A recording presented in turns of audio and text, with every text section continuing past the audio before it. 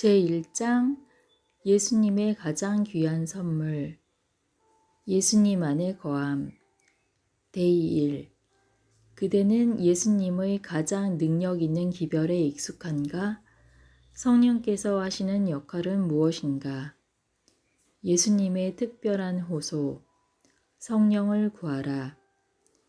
예수께서는 한 특정한 성경절에서 성령을 구하라고 우리에게 단호한 명령을 주셨다. 나는 예수께서 이보다 더 마음에 간직하도록 강조하시고 사랑스럽게 우리에게 촉구하시는 아무 다른 성경절을 찾지 못했다. 이 성경절은 누가복음 11장의 기도에 대한 그분의 교훈에서 발견된다. 거기서 그분은 성령을 구해야 한다고 10번이나 강조하셨다. 내가 또 너희에게 이르노니 구하라. 그러면 너희에게 주실 것이요. 찾으라. 그러면 찾을 것이요. 문을 두드리라. 그러면 너희에게 열릴 것이니 구하는 이마다 받을 것이요. 찾는 이가 찾을 것이요. 두드리는 이에게 열릴 것이니라.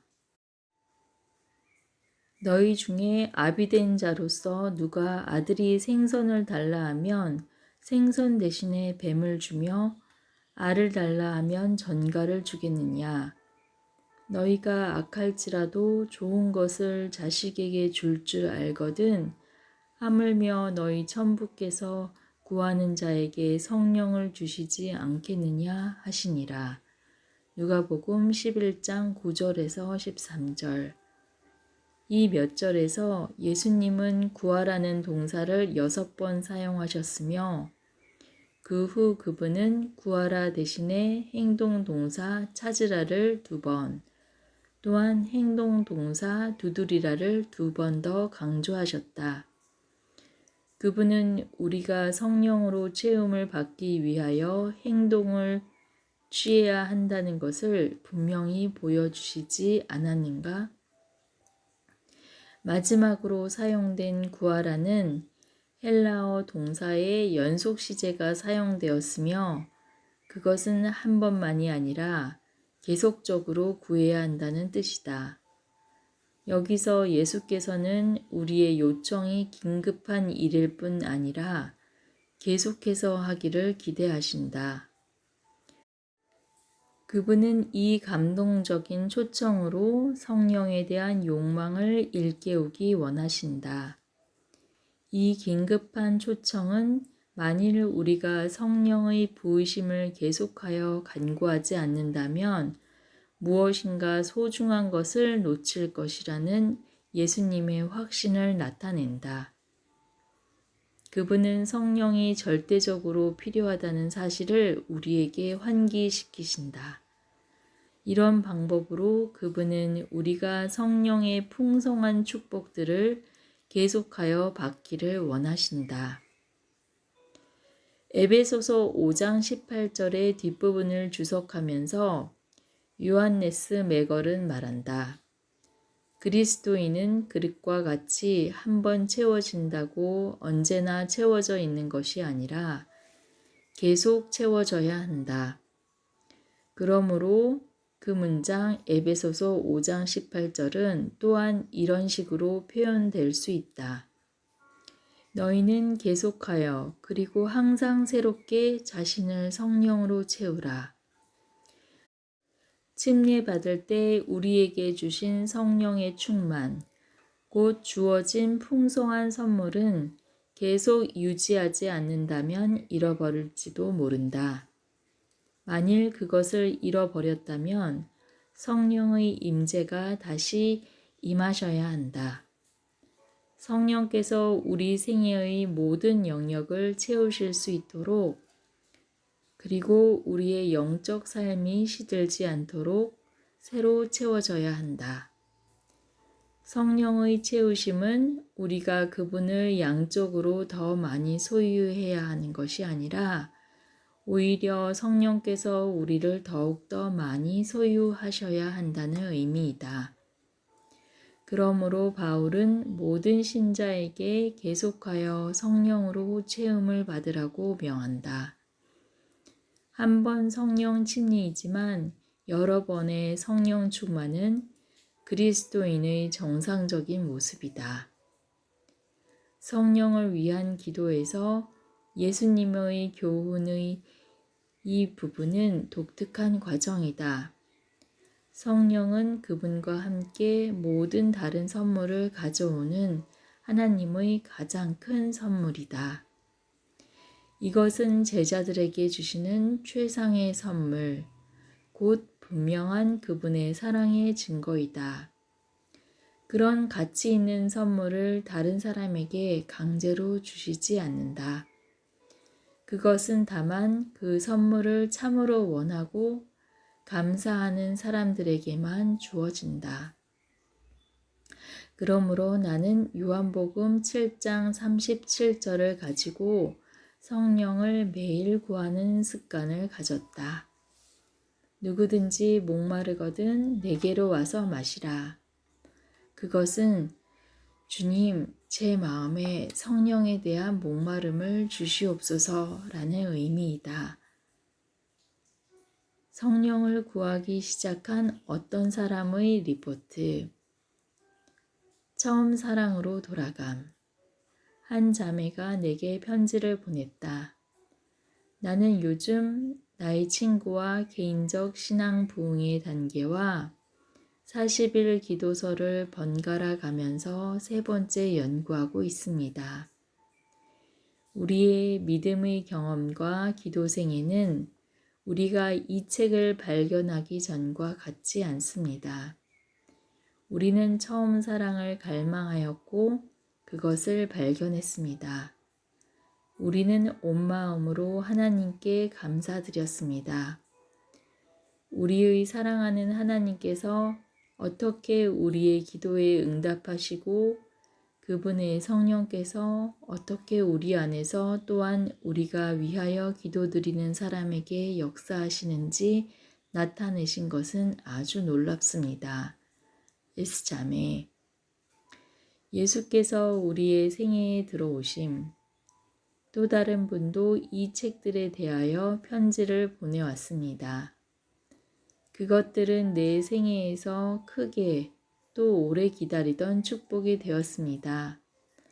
다른 많은 교인과 우리 교회의 한 자매가 경험한 것처럼 우리 믿음의 경험 가운데서 항상 무엇인가 빠진 것이 있었습니다. 이제 우리는 어떻게 예수께서 우리의 생애에 들어오셔서 우리를 변화시키기 시작하셨는지 경험하는 특권을 가졌습니다.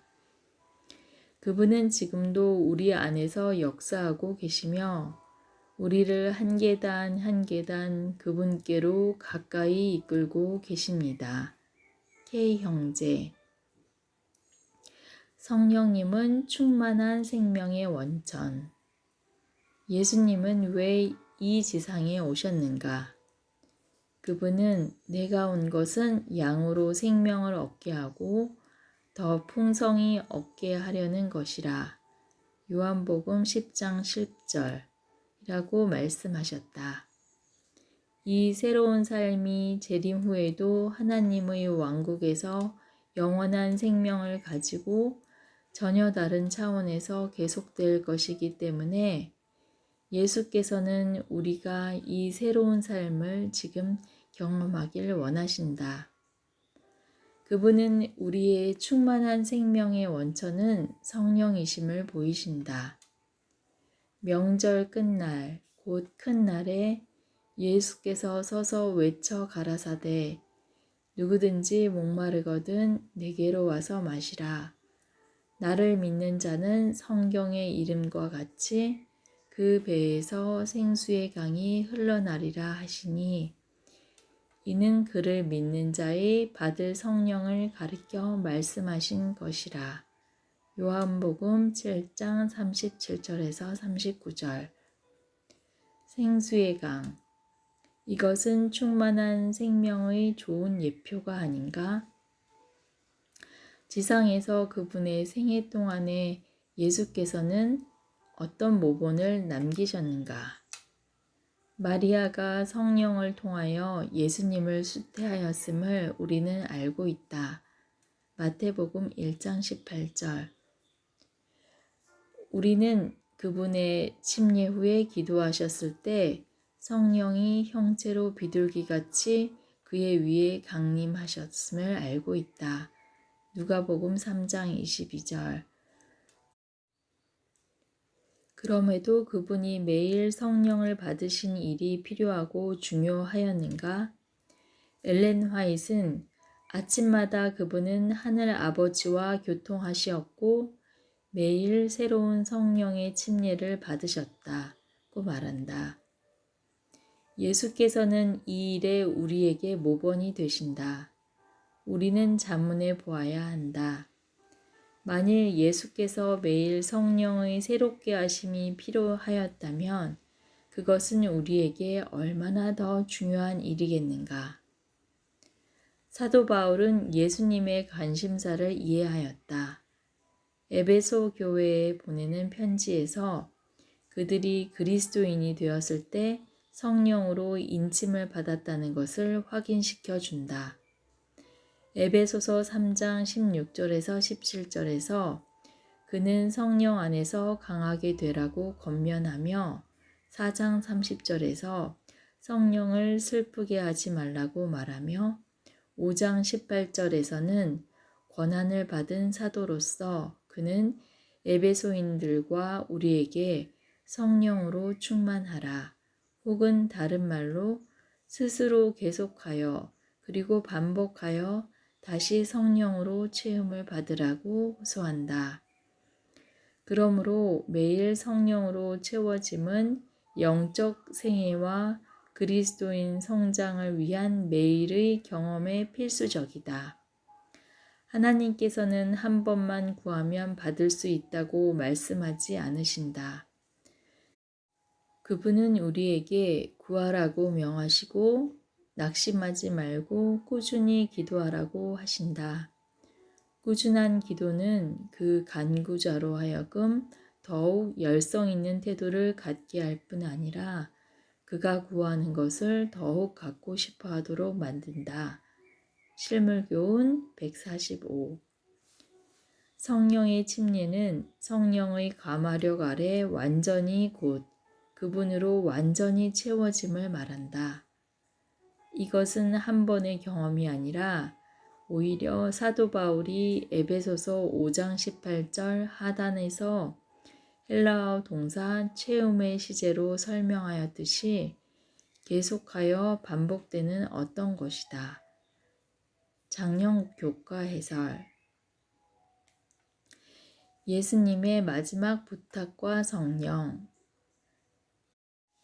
제자들에게 하신 예수님의 마지막 말씀에서 그분 대신 그들에게 오실 성령을 말씀하심으로 기쁨과 희망을 전하셨다. 그분은 요한복음 16장 7절에서 14절에서 성령의 기능들을 제시하셨다. 너희가 나를 알았더면 내 아버지도 알았으리로다. 이제부터는 너희가 그를 알았고 또 보았느니라. 빌립이 가로되 주여 아버지를 우리에게 보여주옵소서. 그리하면 족하겠나이다. 예수께서 가라사대 빌립아 내가 이렇게 오래 너희와 함께 있으되 내가 나를 알지 못하느냐? 나를 본 자는 아버지를 보았거늘 어찌하여 아버지를 보이라 하느냐? 나는 아버지 안에 있고 아버지는 내 안에 계신 것을 내가 믿지 아니하느냐? 내가 너희에게 이르는 말이 스스로 하는 것이 아니라 아버지께서 내 안에 계셔 그의 일을 하시는 것이라. 내가 아버지 안에 있고 아버지께서 내 안에 계심을 믿으라. 그렇지 못하겠거든 행하는 그 일을 인하여 나를 믿으라. 내가 진실로 진실로 너희에게 이르노니 나를 믿는 자는 나의 하는 일을 저도 할 것이요 또한 이보다 큰 것도 하리니 이는 내가 아버지께로 감이니라. 너희가 내 이름으로 무엇을 구하든지 내가 시행하리니 이는 아버지로 하여금 아들을 인하여 영광을 얻으시게 하려 함이라. 내 이름으로 무엇이든지 내게 구하면 내가 시행하리라. 새롭고 더 좋은 해결책. 예수님은 제자들에게 놀라운 사실을 말씀하셨다. 내가 떠나가는 것이 너희에게 유익이라. 이것은 새로운 해결책, 곧 그분께서 성령을 통하여 우리와 함께 하심은 그분이 실제로 여기 계시는 것보다 더 유리하다는 의미이다. 이런 식으로 그분은 제한받지 않으시고 오히려 현재 어디에 계시든지 상관없이 우리 각자의 곁에 계실 수 있다. 불신과 의심을 떠나 예수님을 믿음. 성령께서는 세상 사람들의 눈을 여는 임무를 가지셨다. 그리고 어느 정도 세상이 교회 안에 들어오지 않았는가? 성령께서는 라오디게아인의 눈을 열 수 있는 단 한 분이시다. 그분은 세속화된 사람 가운데서 하나님을 위한 열망과 미지근한 그리스도인 가운데서 예수님과의 밀접한 관계에 대한 열망을 일깨우려 하신다. 그분은 다른 모든 죄의 원인이 되는 그 죄를 보여주신다. 그들이 나를 믿지 아니함이요. 그대는 예수님을 믿는가?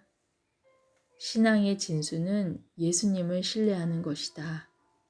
우리가 그분을 진정으로 믿고 신뢰한다는 표는 우리가 그분께 자신을 온전히 드리는 것이다. 그것은 온전한 순복의 문제이며 모든 일에서 그분을 따르려는 우리의 자원하는 심령이다. 성령께서는 예수님을 높이신다.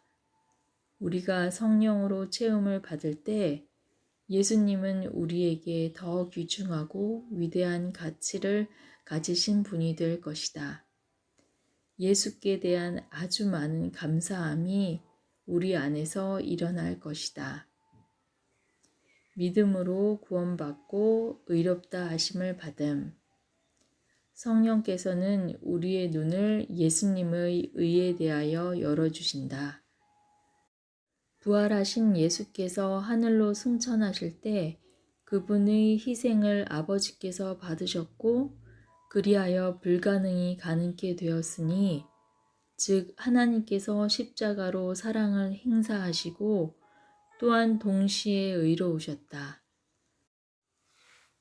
성령께서는 매우 귀중한 이 교환에 우리의 눈을 밝히시길 원하신다. 예수께서는 그분께 자신들을 의탁한 사람들로부터 모든 죄를 취하시고 그분의 의를 주신다. 이 가르침은 성경의 중심이며 예수님을 믿음으로 말미암는 의이다. 성령께서 하나님의 대안을 우리에게 보여주심. 성령께서는 또한 이 세상 왕이 이미 정죄받았다는 사실에 우리의 눈을 열어주신다. 사탄은 하늘에서 쫓겨났으며 그의 결국은 임박하였다. 우리가 자주 시험에 빠지며 이 지상에서 연약하게 될 수 있을지라도 우리가 그리스도 안에 있을 때 그는 우리를 해할 수 없다. 요한일서 5장 18절은 우리가 알거니와 하나님의 자녀들은 계속 죄를 짓지 않습니다. 하나님의 아들이 그들을 안전하게 지키십니다. 악한 자가 그들을 해할 수 없습니다. 라고 말한다. 우리 안에서 통치자의 교체가 일어났다. 예수께서는 우리를 죄에서 구원하며 사탄의 공격에서 보호하기를 원하신다. 다른 한편 성령께서는 심판이 오고 있다는 사실에 사람들의 눈을 밝히기 원하신다. 예수 그리스도께 온전히 순복함으로 구원의 선물을 받아들이고 그분 안에 거하지 않으면 누구도 이 심판을 피할 수 없다. 심판을 지적함으로 두려움을 통하여 사람들로 그분을 믿게 하려는 것은 하나님의 의도하신 바가 아니다. 그러나 심판이 오고 있다는 지식은 많은 사람에게 회개하라는 자극이 될 수 있다. 만일 우리가 그들에게 다가오는 심판을 피할 수 있음을 알려주는 일에 실패한다면 그것은 불공정할 것이다. 심판은 우리의 결정을 도와준다. 성령께서는 진리에 대한 이해를 열어주심. 성령께서는 우리를 모든 진리 가운데로 인도하실 것이다. 그분은 거짓 견해들, 오류들, 그리고 유혹들에서 우리를 자유하게 하신다. 그분은 또한 우리 자신들에 대한 진실을 우리에게 보여주시어 우리가 하나님의 도우심으로 우리의 진로를 바로잡을 수 있게 해주신다. 보혜사는 진리의 성령이라고 불리어진다. 보혜사의 하시는 일은 진리를 밝히고 보존하는 데 있다. 그분은 먼저 진리의 성령으로 마음 가운데 거하시며 그리하여 보혜사가 되신다. 진리 가운데는 위안과 평화가 있으나 거짓 속에서는 참된 평화와 위안을 찾을 수가 없다.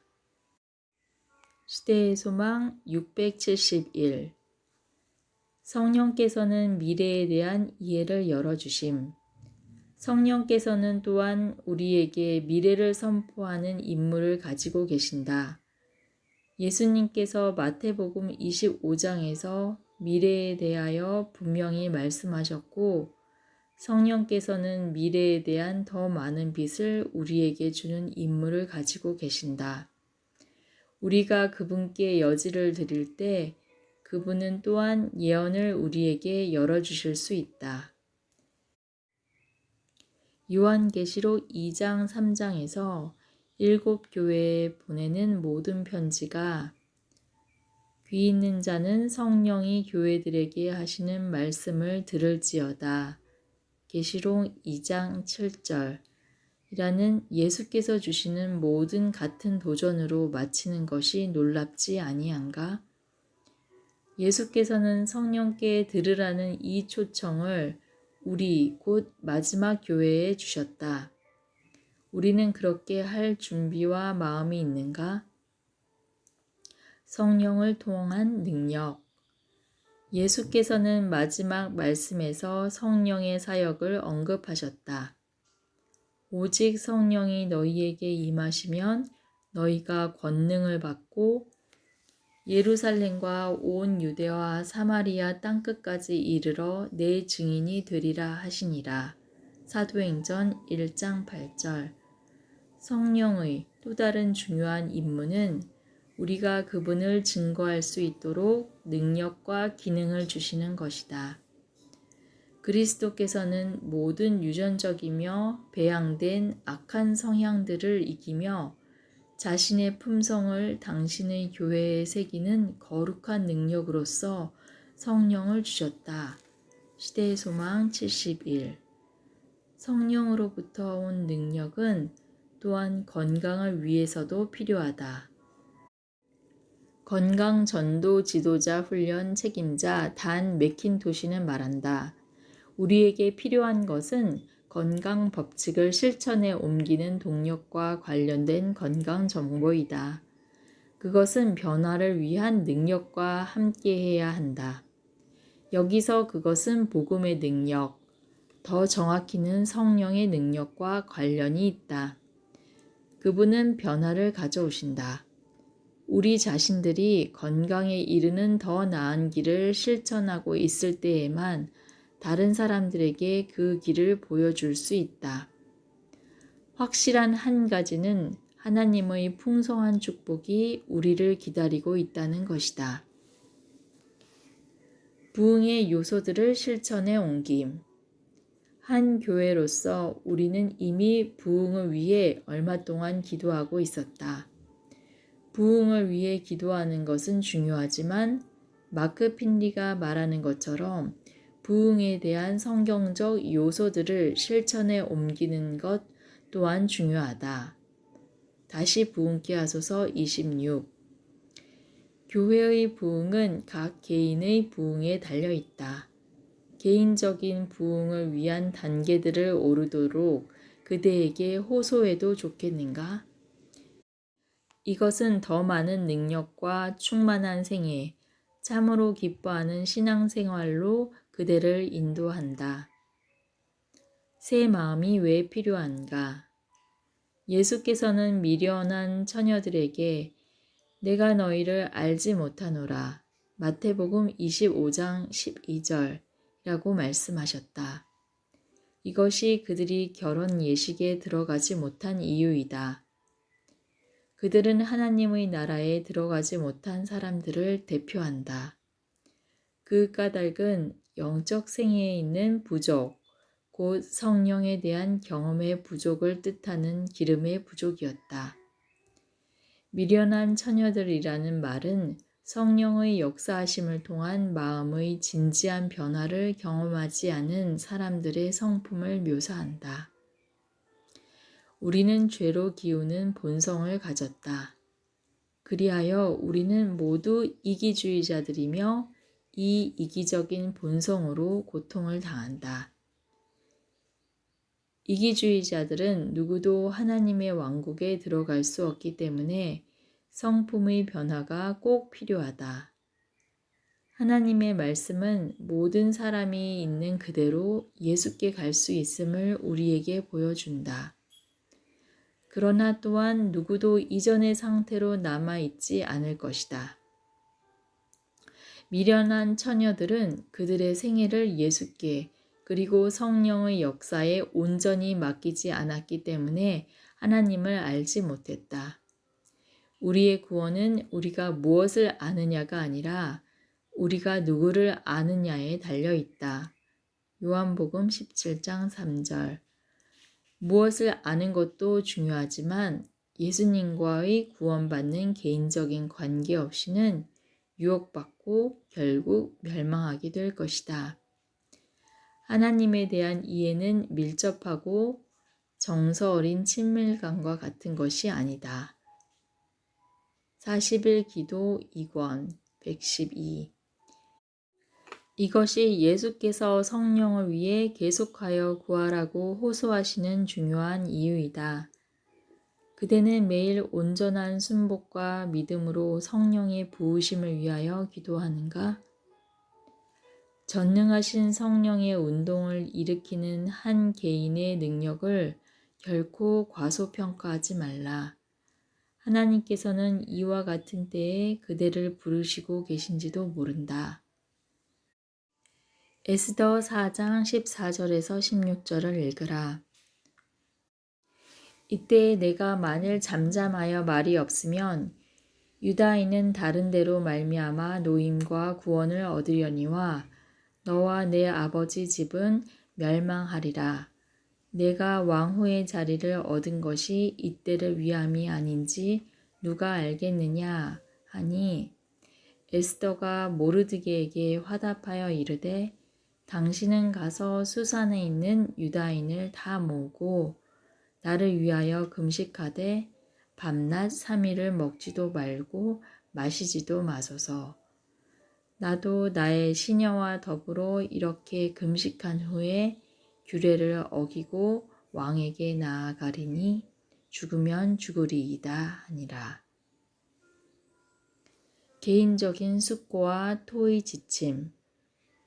첫 번째, 예수께서 그대의 마음에 성령에 관하여 어떤 긴급한 감명을 주고 계시는가? 두 번째, 성령을 위하여 간구함에 있어서 예수께서는 어떤 모양으로 우리에게 모본이 되셨는가? 세 번째, 예수께서 제자들과 우리에게 약속하신 보혜사의 다양한 기능은 무엇인가? 네 번째, 성령께서는 우리 안에서 무엇을 성취하시는가? 우리의 기도 시간. 기도 파트너와 함께 주제를 토의하라. 기도 파트너와 함께 기도하라. 첫 번째, 매일 성령을 구하며 믿음으로 그분을 받아들일 필요를 깨닫도록. 두 번째, 불신과 연약한 믿음에서 떠나게 해주시도록 약속들을 주장하라. 세 번째, 믿음으로 말미암는 의의 의미를 더욱 밝히 깨닫도록. 네 번째, 잘못된 생각들, 실수들, 유혹들에서 자유하도록. 다섯 번째, 예수님과 그분의 봉사사업에 절대적인 순복을 하도록.